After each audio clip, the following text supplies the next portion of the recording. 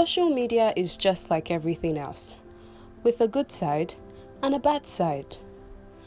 Websites and applications have been the order of the day in the 21st century, dominated by technological and scientific innovations, an evolution of the human species. Humans have now become accustomed to creating and sharing content online, networking with millions of people across the world. The first recognizable social media site, 6 Degrees, was created in 1997. It enabled users to upload a profile and make friends with other users. Since then, social media has exploded in popularity. Sites like MySpace and LinkedIn gained prominence in the early 2000s, and sites like Photobucket and Flickr facilitated online photo sharing. YouTube came out in 2005, creating an entirely new way for people to communicate and share with each other across great distances. By 2006, Facebook and Twitter became available to users throughout the world. These sites remain two of the most popular social networks on the internet. Other sites like Tumblr, Spotify, Foursquare and Pinterest began popping up to fill specific social networking niches. Before we even talk about social media, the major disruption of the 21st century is actually the internet. It was actually the internet that actually gave the backbone to the social media we are talking about. Whether we like it or not, the internet actually played a lot of role in bringing about social media and bringing about e-commerce and all of you. But the interesting thing is, whether we like it or not, social media has actually brought the whole world together. The issue of globalization we've been talking about, reading in books, was actually like being brought to bear using social media. Social media gives room for any kind of job opportunity because there is no place you want to work right now that you don't need social media. It's something that is everywhere. So I need to work in a marketing company. They need social media. They need digital marketers. I need to work in a real estate company. They need digital marketers. An IT company, they need digital marketers. A bank, they need digital marketers. So it's something that varies. It's something that is everywhere. You understand? Everyone needs it. You need it. I need it. In Nigeria, by the third quarter of 2020, social media users had reached 28 million. Tuni Ogunowo is a digital marketer based in Lagos, working with various social media platforms for about 5 years. He talks about how this has been for him. Well, it's been with its own challenges, right? It's been smooth. Of course, there's the thing they say, when you're passionate about something, you find your way around the challenges. You get so much expectation from the client. The client is expecting you to perform magic and skyrocket their sales from 0 to ₦1 million in 1 day. Aside from its networking and communication abilities, social media has also brought about the creation of various jobs that did not exist in times past. It has brought new opportunities for us, for young people, for old people, for Nigerian businesses, for the government itself. It has changed it's a whole different ballgame. You can become anything with social media. The reason why these guys are in business basically is because of social media, right? When you're creating graphics these days, you're thinking of the next place you're thinking about is, okay, I want to put these graphics on social media. That's why we create content these days, right? So yeah, so there are so many opportunities there. I think there are still so much untapped opportunities anyways, right? I think there are so many things that people can still do.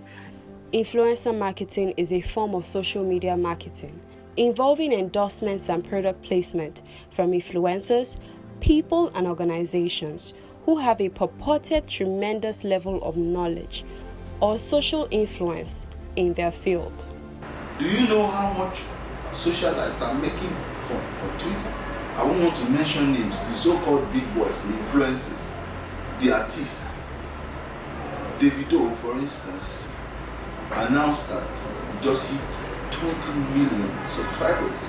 Do you know how much that is to be an influencer? For example, a brand wants to launch a new product in the market, but it's trying to penetrate a particular market, for example. Getting influencers to create awareness about it, to help to also drive engagement around it.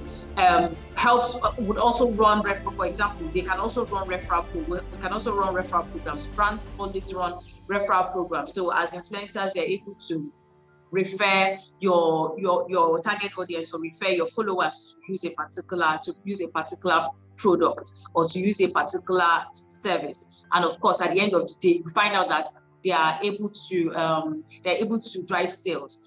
I spoke to Biobaku Soliu, popularly known as Omokikon, and Abdusalam Idris, popular on Twitter as Alhaji Beardless Smolly.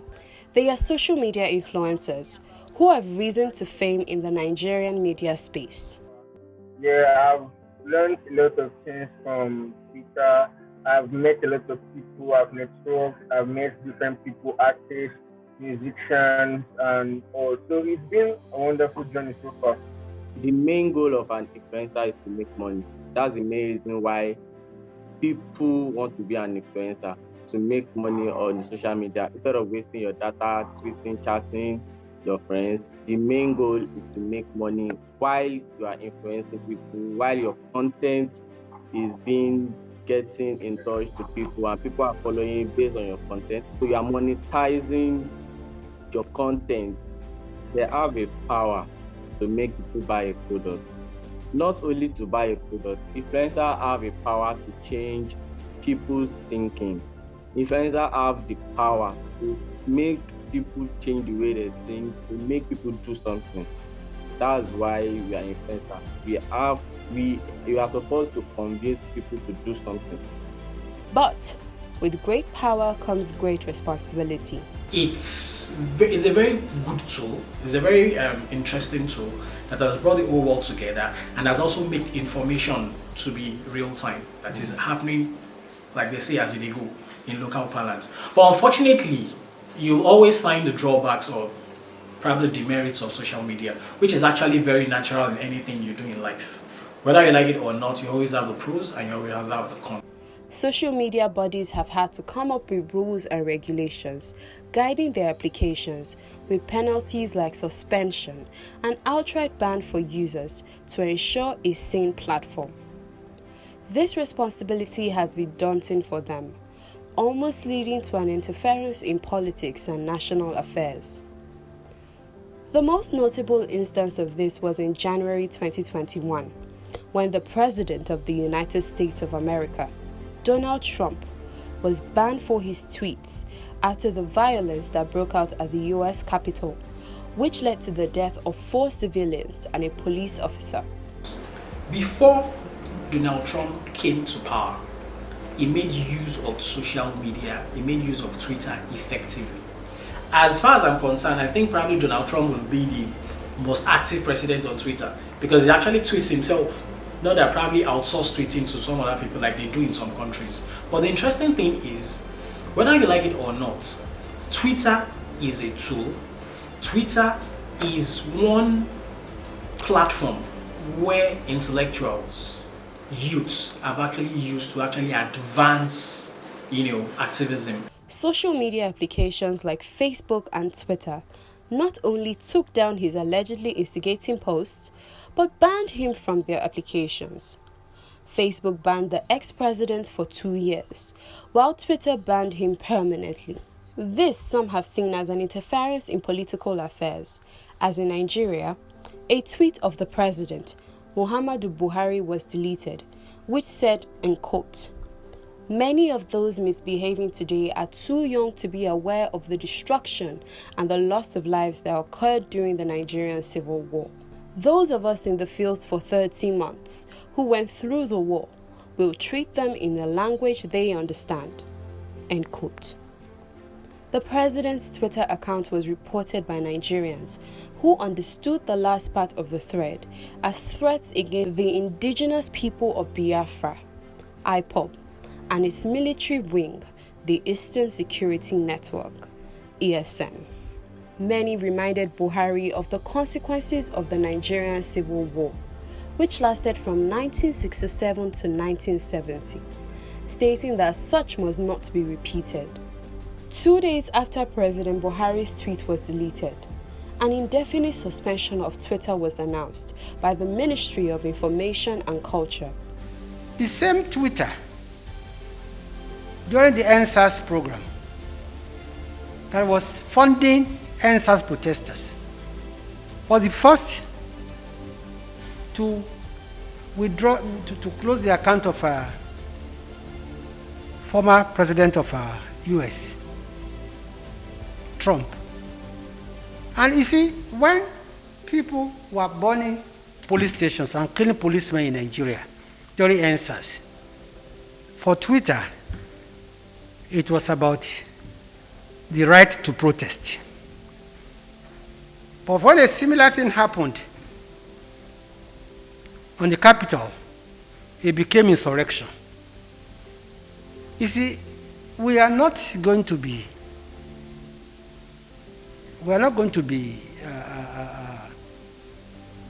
fooled by anybody. We have a country to rule, and we'll do so to the best of our ability. Twitter's mission in Nigeria,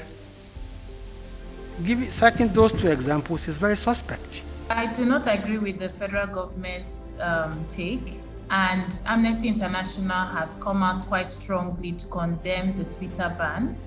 Twitter as a platform is a channel through which information is shared and disseminated. In recent times, it's also a platform that debates have happened.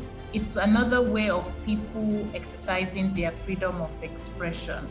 So the allegation that it's being used for illicit activities is actually overbearing, to say the least, because if a platform is used for information and there's specific information you disagree about, then you tackle that one-off rather than banning the entire platform and the population that it serves and depriving the population that it serves of its use.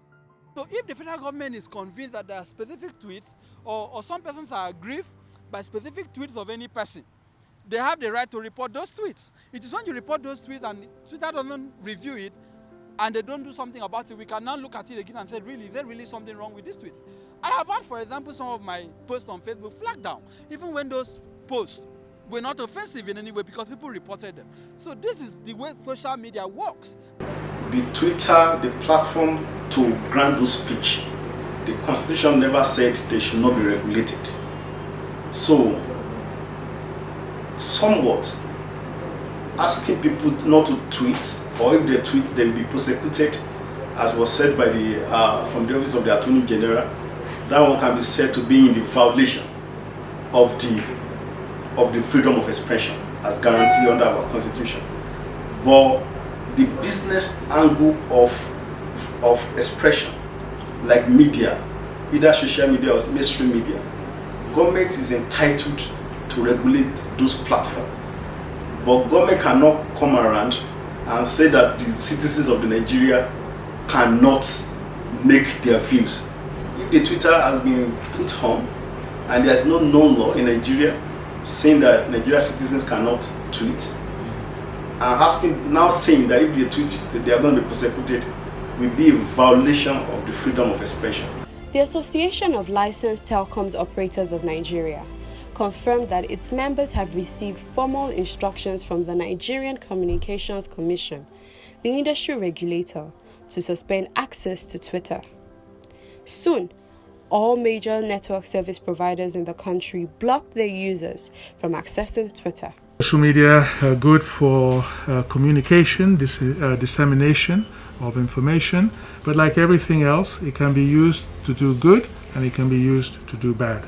And unfortunately, the bad, but social media is often used to commit, has very dire consequences on human lives and property, and in our case also threatened the unity of the country. Okay, so one thing I was telling a friend some time ago is if you say Twitter spreads fake news or hate speech or whatever, and then you now decide to ban Twitter.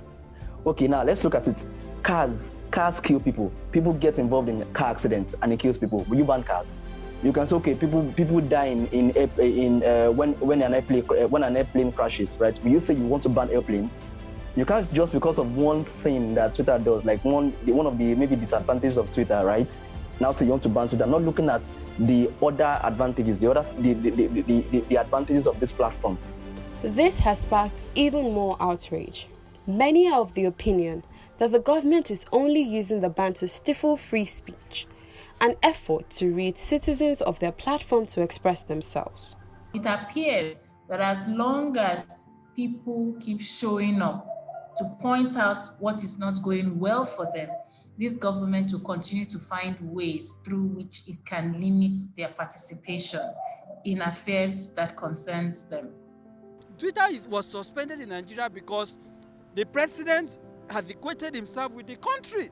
He believes that his opinion is the opinion of the country, and that if you are taking down his opinion, you are taking down the country, which is not supposed to be the case. Leaders, you don't look at the fact that, okay, I have this authority, I can do whatever I feel like. You must look at the citizens, how this is going to, affect them. In a situation with regards to COVID-19, it is taking a lot of toll on people, especially financially. And we know a lot of people, they make their livelihood through, the benefits that come from Twitter.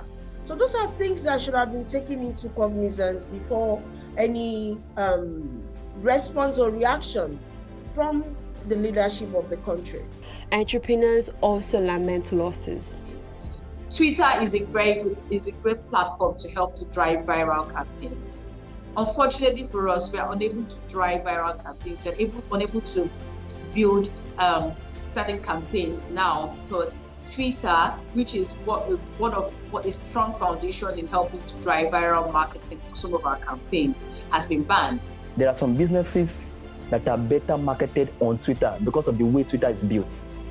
All right? There are some businesses where Twitter is just the platform for them, just because of the uniqueness of Twitter, right? We know the social media platform, we know Facebook, we know Twitter, we know Instagram, we know LinkedIn, right? And they have their uniqueness. As an influencer, every brand wants to get they know we are Nigerian influencers. Twitter has been banned in Nigeria, and as a brand in Nigeria, you want to give Nigerian influencers to help you market your product. Your target audience are Nigerians. Now that most of us are now using VPNs, our tweets are not landing on Nigeria network anymore.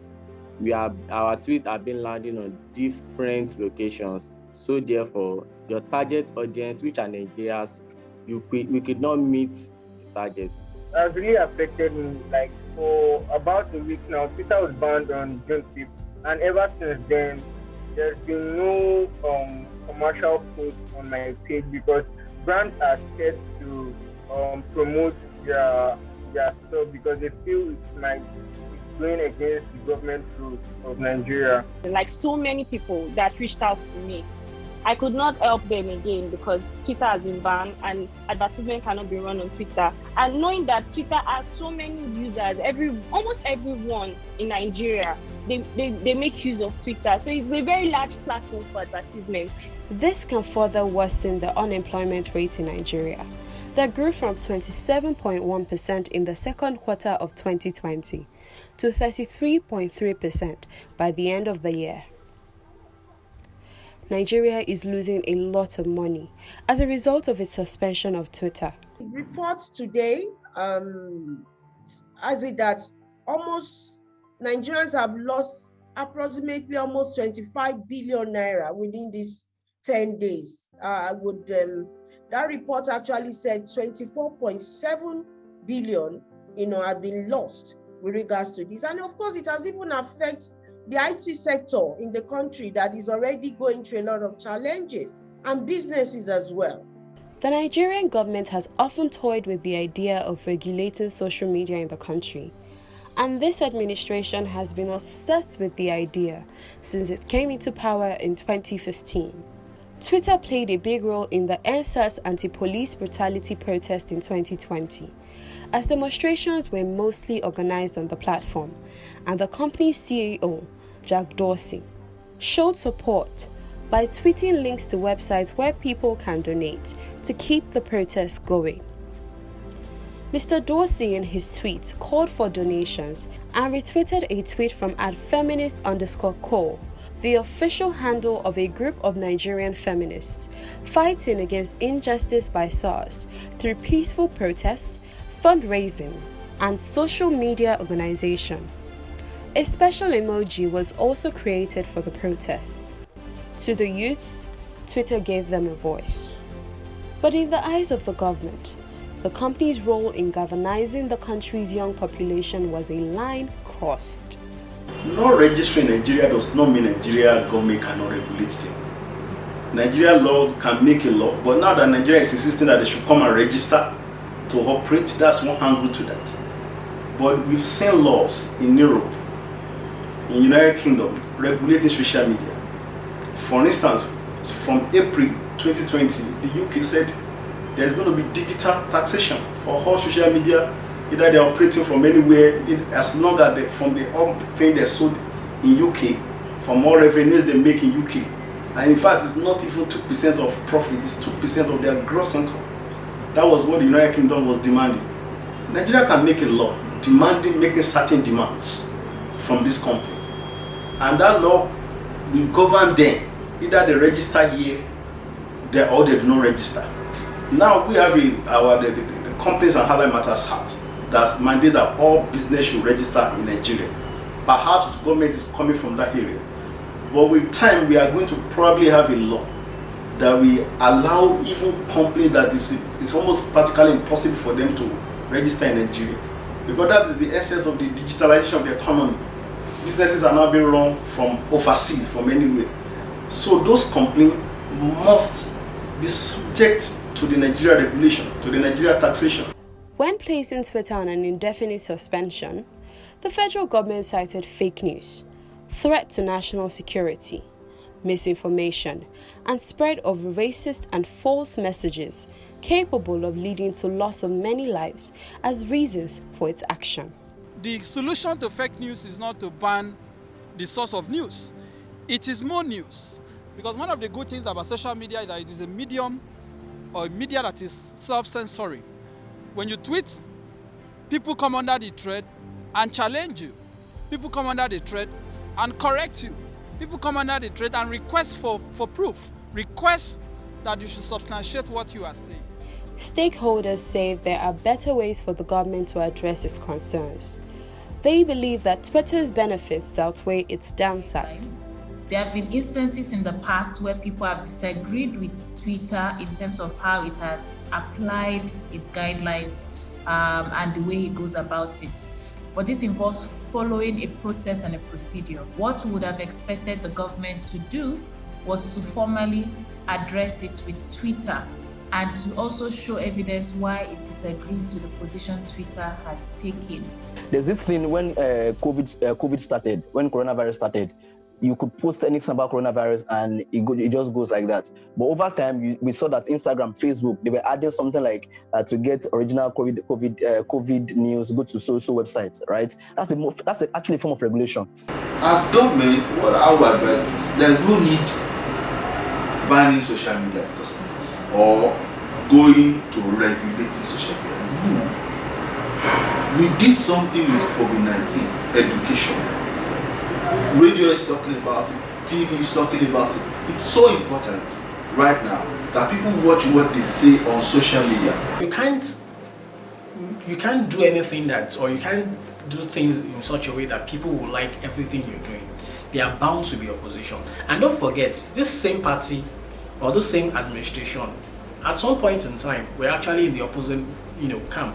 So you should know that whether you like it or not, things will always be like this. So there's a need for government to be more sensitive.